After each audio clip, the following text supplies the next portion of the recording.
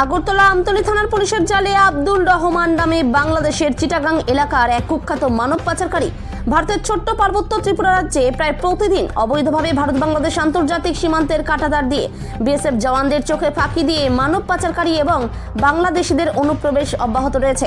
এবার আগরতলা হাপানিয়া নির্মলা হোটেলের পাশে বাংলাদেশের এক কুখ্যাত মানব পাচারকারীকে অসঙ্গত অবস্থায় ঘোরাফেরা করতে দেখে সন্দেহ হয় নাইট ডিউটিতে থাকা sub inspector Sachin দেববর্মার।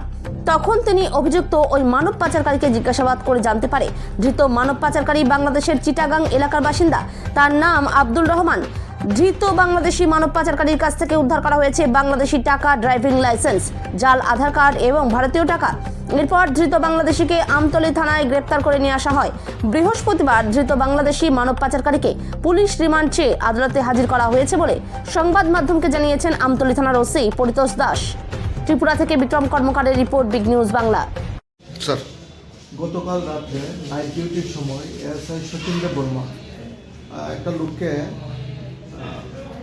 Unnecessary movement করতে দেখে তখন তাকে জিজ্ঞাসাবাদ করা হয়।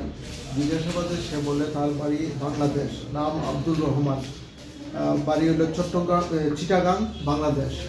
এবং তাকে আপানিয়া নির্মলা হোটেলের সামনে অসংলগ্নত অবস্থায় ঘোরাফেরা করতে দেখা যায়।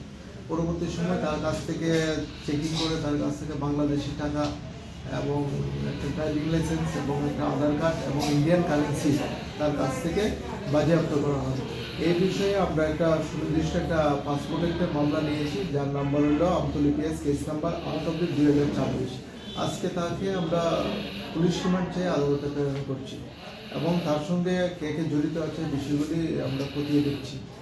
স্যার আরেকটি অ্যাকচুয়ালি আমাদের যে বর্ডার এলাকা পুরাটাই বিএসএফ টহলদারিতে আছে এবং কিছু কিছু জায়গাতে কিছু টাউটস আছে যেগুলির থ্রুতে তারা আমাদের মানে ইন্ডিয়াতে প্রবেশ করার সুবিধা পায় এবং এই বিষয়গুলো আমরা খতিয়ে দেখছি এর সঙ্গে কে কে জড়িত আছে এবং যে জড়িত থাকবে তাদের বিরুদ্ধে আমরা প্রপার লিগ্যাল অ্যাকশন নেব।